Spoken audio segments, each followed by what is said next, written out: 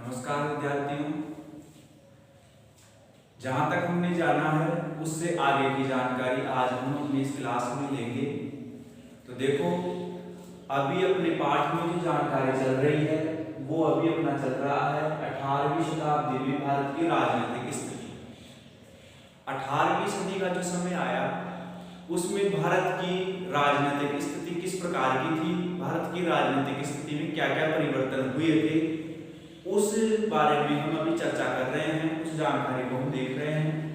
तो देखो, 18वीं शताब्दी के समय भारत की जो प्रमुख शक्तियां थी वो शक्तियां ये थी, और इन शक्तियों की 18वीं सदी में क्या स्थिति हुई वो अभी हम इस पर चर्चा कर रहे हैं। तो भारत की जो प्रमुख शक्तियां थी, इन शक्तियों की पहले स्थिति कैसी थी और बाद में इनकी स्थिति कैसी हुई, उस पर अभी हम जानकारियां ले रहे थे।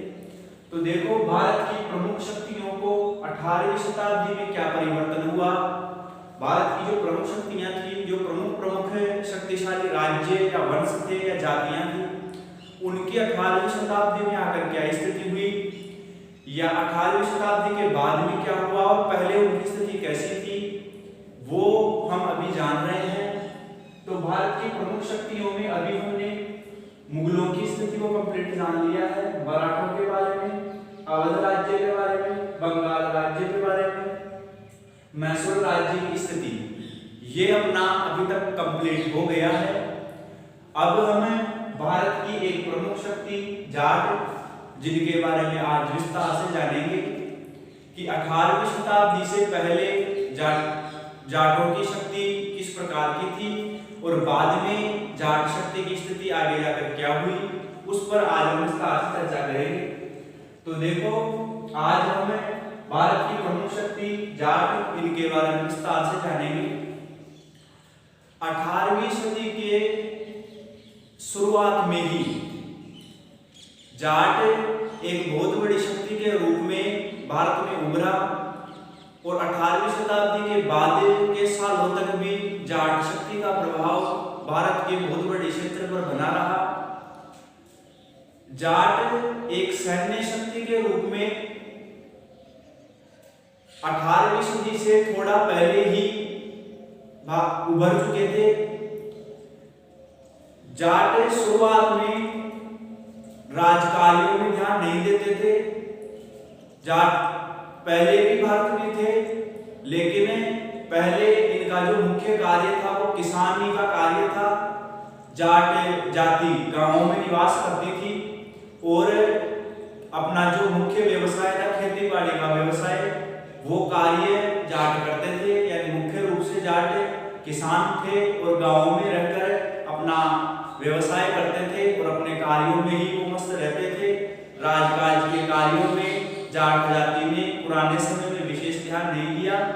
बहुत सारे राजवंश थे जो अपने अपने राज्य स्थापित कर रहे थे, राज चला रहे थे, एक दूसरे से लड़ रहे थे। ये स्थितियां भारत में हो रही थी। उस समय भी जाट थे, लेकिन जाटों ने अपना राज स्थापित नहीं किया। वो केवल गांव में रहते थे और अपना कार्य करते थे और अपने कार्य में ही मस्त थे।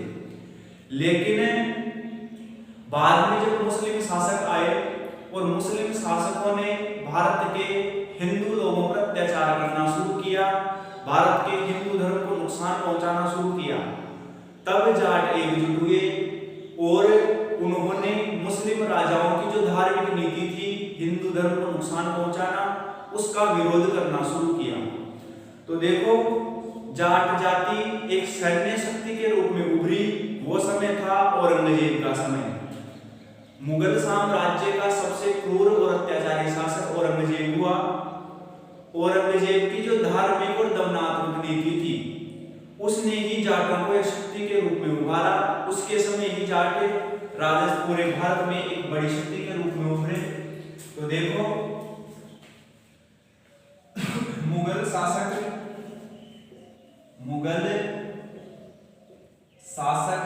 औरंगजेब,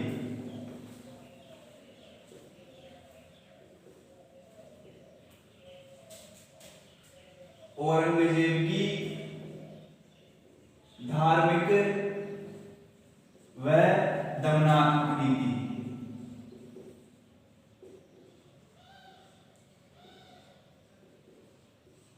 दमनात्मक नीति में ही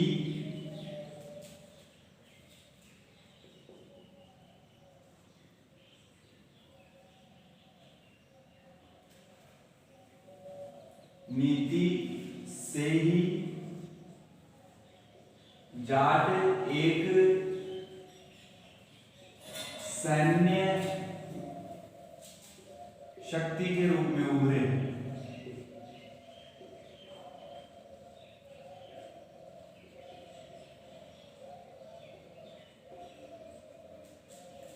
जाट एक सैन्य शक्ति के रूप में औरंगजेब के समय में उभरे थे। हालांकि पुराने समय में भी जाटों का जो इतिहास है वो काफी गौरवशाली रहा है। प्राचीन इतिहास में या मध्यकालीन इतिहास में भी जाटों से संबंधित बहुत सारी घटनाएं हुई हैं। उन घटनाओं पर हम चर्चा नहीं करेंगे। अभी हम 18वीं सदी में जाटों की स्थिति किस प्रकार की थी उस पर चर्चा कर रहे हैं। तो देखो, मुगल शासक हुआ औरंगजेब।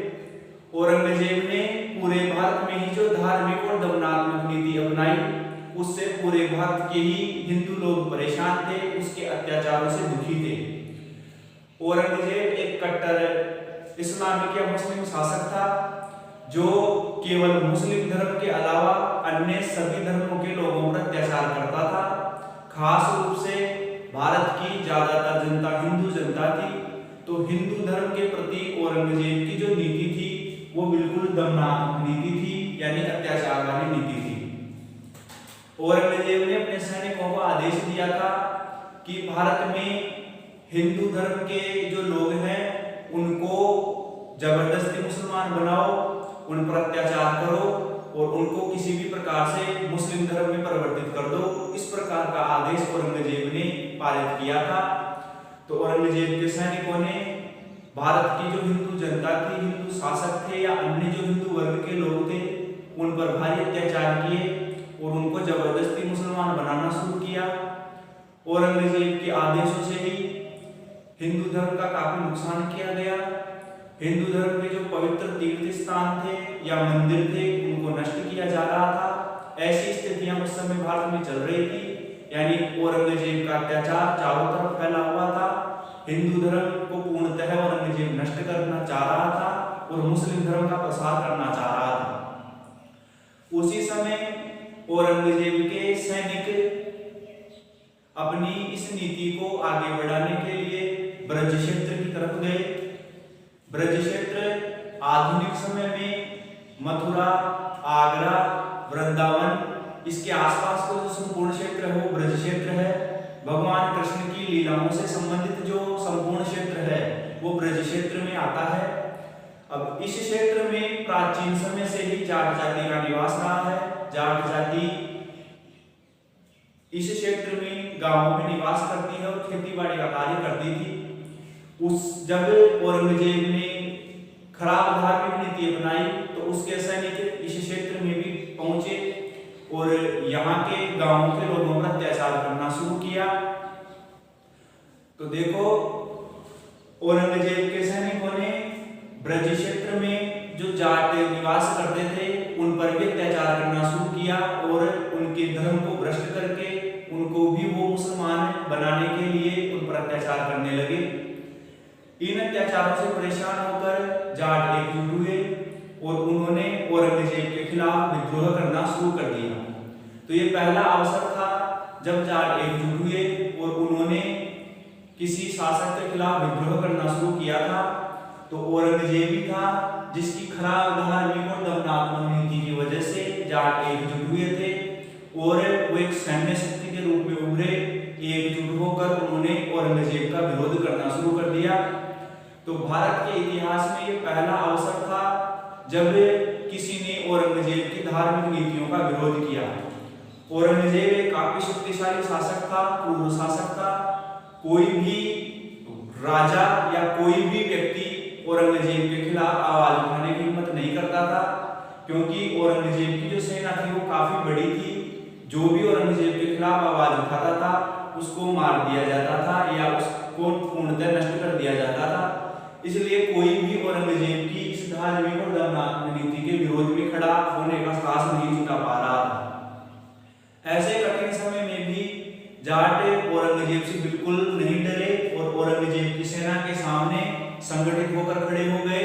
अपने धर्म और अपने परिवार की रक्षा के लिए जाटों ने हथियार उठाए और वो एक सैन्य शक्ति के रूप में खड़े हुए। तो देखो औरंगजेब के खिलाफ जाटों ने ही सबसे पहले औरंगजेब की धार्मिक नीति का और उसके अत्याचारों का विरोध करना शुरू किया था ब्रज क्षेत्र में। आधुनिक जो ब्रज क्षेत्र है, इस क्षेत्र की तरफ जाटों ने औरंगजेब का विरोध करना शुरू किया और सबसे पहले जाटों ने जो औरंगजेब का विरोध किया उसका नेतृत्व गोकुल नाम का एक जाट सरदार था, उसने किया था। देखो औरंगजेब की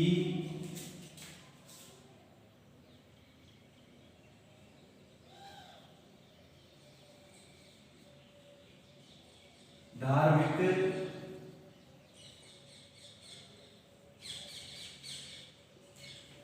व दमनात्मक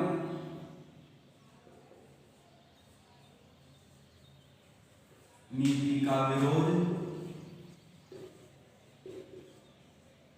सर्वप्रथम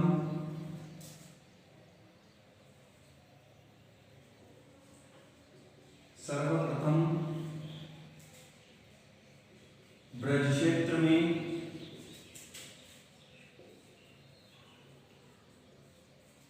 जाटों ने किया।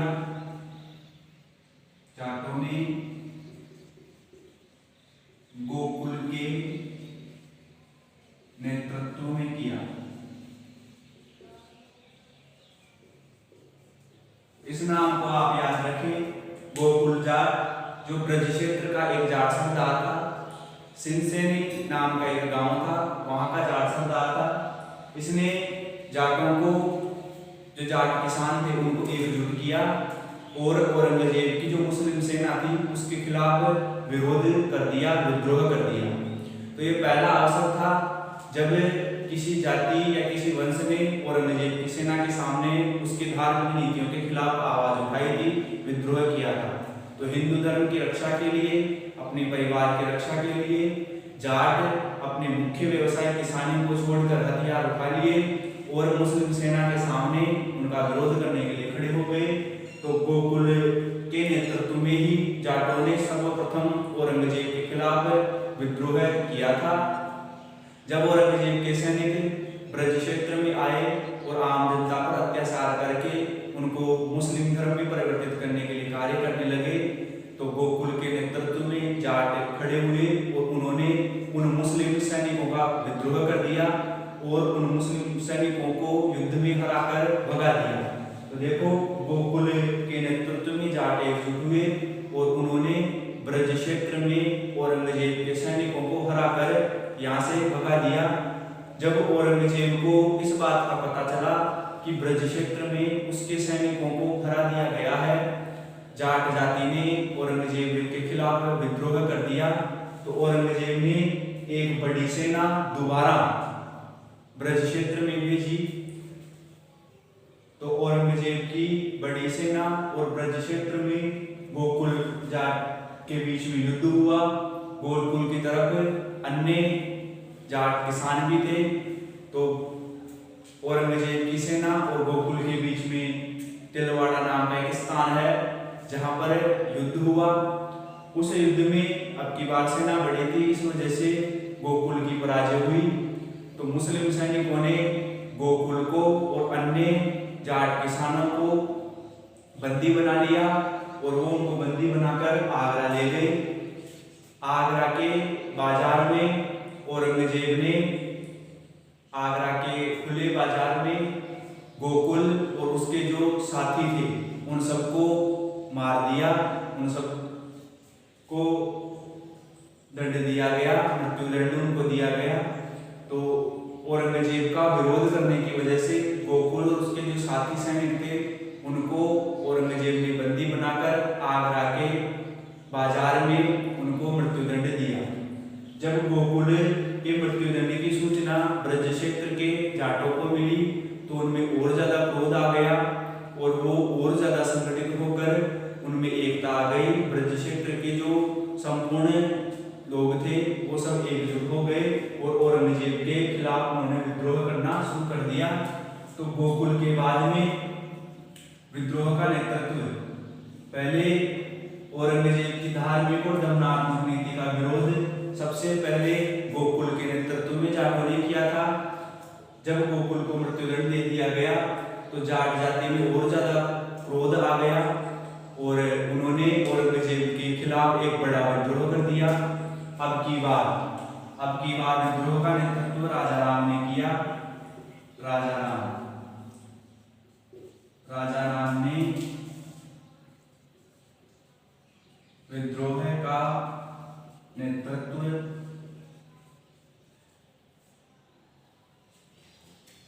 संभाला।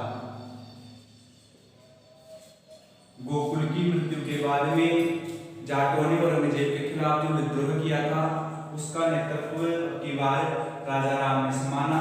तो गोकुल के बाद में जाट जाति का जो विद्रोह हुआ उसका नेतृत्व राजाराम ने किया था। राजाराम के समय में भी जाटों ने औरंगजेब के खिलाफ बड़ा विद्रोह किया और औरंगजेब की जो धार्मिक नीति थी उसका विरोध कर रहे थे। औरंगजेब के जो सैनिक थे उनको ब्रज क्षेत्र में अत्याचार करने से रोक रहे थे। बाद में राजाराम की भी मृत्यु हुई। राजाराम के बाद में जाटों का नेतृत्व आगे चूड़ामन ने किया।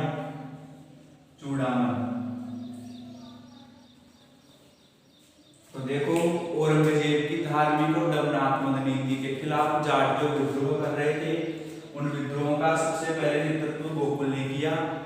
गोकुल को मृत्युदंड दिया गया जिसकी वजह से जाटों में और ज्यादा गुस्सा व्याप्त हो गया और उनका विद्रोह और ज्यादा बड़ा हो गया।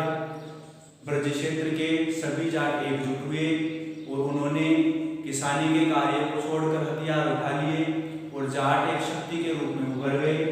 जो जाट पहले केवल खेतीबाड़ी का कार्य नहीं करते थे वो अब औरंगजेब की धार्मिक नीति की वजह से, उसके गलत कार्यों की वजह से, उसके अत्याचारों की वजह से जाट एकजुट हो गए थे और एक सैन्य शक्ति के रूप में वो उभर चुके थे।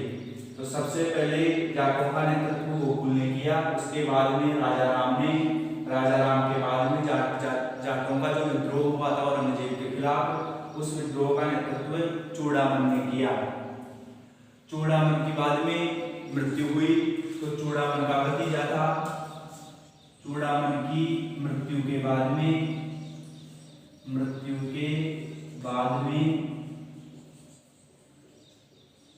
जाट विद्रोह का नेतृत्व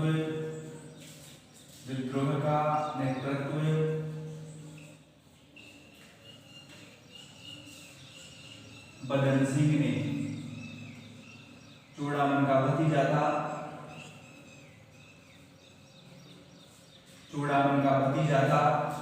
जिसका नाम था बदन सिंह ने संभाला। तो देखो जाट एक बड़े संगठन के रूप में एकजुट हो गए थे और औरंगजेब के खिलाफ विद्रोह कर रहे थे। विद्रोह का नेतृत्व सबसे पहले गोकुल ने किया, उसके बाद में राजाराम के बाद में जाट विद्रोह का नेतृत्व चूड़ामन ने संभाला।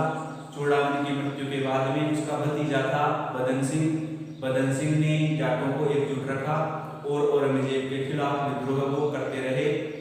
उसके जो धार्मिक नीति और दमनात्मक नीति थी उसके जो अत्याचार थे उनके खिलाफ वो लड़ते रहे। बदन सिंह काफी शक्तिशाली थे और उन्होंने जाट शक्ति को और ज्यादा बढ़ा दिया। बदन सिंह के समय में जाट शक्ति और ज्यादा आगे बढ़ गई और जाटों की एक मजबूत सेना बनाकर बदन सिंह ने पहली बार किसी क्षेत्र पर अधिकार करना शुरू कर दिया, यानी कि राज्य स्थापित करना शुरू कर दिया। तो आप ध्यान दें कि जाट सैन्य शक्ति के रूप में उभरे थे तो वो औरंगजेब के खिलाफ, औरंगजेब की धार्मिक और उसके अत्याचारों के खिलाफ खड़े हुए थे। शुरुआत में जाट एकजुट हुए, सैन्य शक्ति के रूप में उभरे तो उनका उद्देश्य किसी क्षेत्र पर अधिकार करना या अपना राज्य स्थापित करना नहीं था, बल्कि वो अपने धर्म की रक्षा के लिए, अपने परिवार की रक्षा के लिए, अपनी जो मातृभूमि थी उस पर मुस्लिम शासकों के अधिकार से बचने के लिए या औरंगजेब की जो अत्याचार और धार्मिक नीति थी उसका विरोध करने के लिए जाट एक सैन्य शक्ति के रूप में उभरे थे।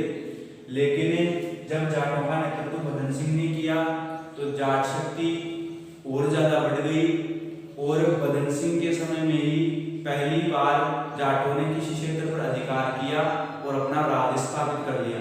यानी जाट राज्य की शुरुआत सर्वप्रथम बदन सिंह के समय में हुई। ये एक पहला अवसर था जब जाटों ने पहली बार किसी क्षेत्र पर अधिकार करके वहां अपना राज स्थापित किया था। तो इस बात का आप ध्यान रखें, जाटों का नेतृत्व बदन सिंह ने किया। बदन सिंह के समय जाटों ने क्षेत्र पर अधिकार कर लिया और उसी क्षेत्र पर जाट राज्य की नींव डाली। तो जाट राज्य की नींव डालने का श्रेय बदन सिंह को दिया जाता है। इसके बाद में ही जाट भी एक प्रमुख वंश के रूप में उभरा और उसने एक विशेष क्षेत्र पर अपना राज स्थापित कर लिया। तो जाटों का राज सर्वप्रथम बदन सिंह के समय में ही किसी क्षेत्र पर हुआ। आगे देखते हैं हम इसमें।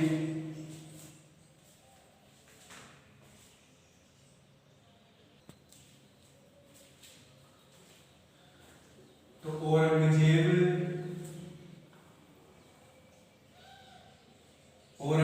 की धार्मिक नीति और उसके अत्याचारों के खिलाफ जो जाटों का विद्रोह हुआ था उसका नेतृत्व सबसे पहले गोकुल ने संभाला। गोकुल के बाद में राजा राम ने नेतृत्व राजा राम ने संभाला। राजा राम के बाद में चूड़ामन ने और चूड़ामन के बाद में बदन सिंह ने। ये सभी जाट जाति से संबंधित थे और ये औरंगजेब के खिलाफ जो जाटों का विद्रोह हो रहा था उसका नेतृत्व कर रहे थे। सबसे पहले जाटों का औरंगजेब के खिलाफ जो विद्रोह हुआ था वो गोकुल के नेतृत्व में हुआ था। गोकुल के बाद में नेतृत्व राजा राम ने संभाला। उसके बाद में चूड़ामन की मृत्यु के बाद उसका भतीजा था बदन सिंह, उसने जाटों का नेतृत्व संभाला। अब यहाँ आप ध्यान दो कि बदन सिंह के समय जाटों का जो विद्रोह हो रहा था वो और ज्यादा बढ़ गया और ज्यादा फैल गया। बदन सिंह के समय जाट शक्ति की जो सीमा थी वो और ज्यादा बढ़ गई, यानी जाटों की सैन्य शक्ति और ज्यादा बढ़ गई। जाटों को सैनिक संगठन के रूप में बदन सिंह ने इकट्ठा किया और बदन सिंह ने पहली बार किसी क्षेत्र पर अधिकार करके जाट राज्य की नींव डाली।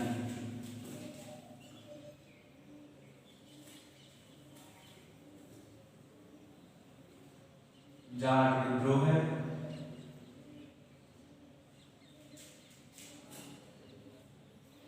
अधिक व्यापक हो गया। बदन सिंह के समय जाट विद्रोह जो औरंगजेब के खिलाफ हो रहा था वो बहुत अधिक व्यापक हो गया। बदन सिंह ने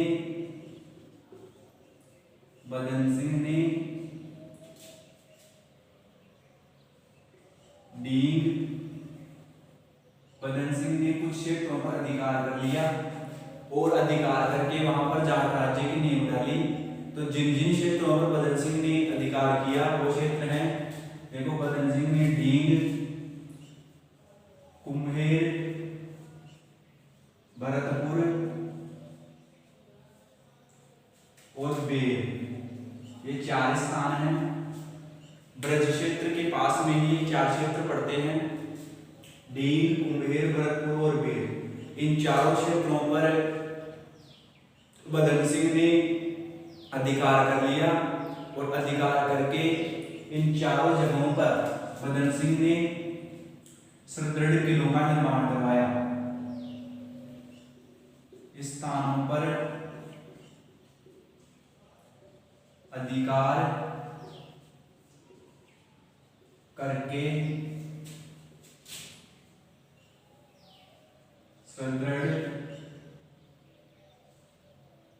किलों का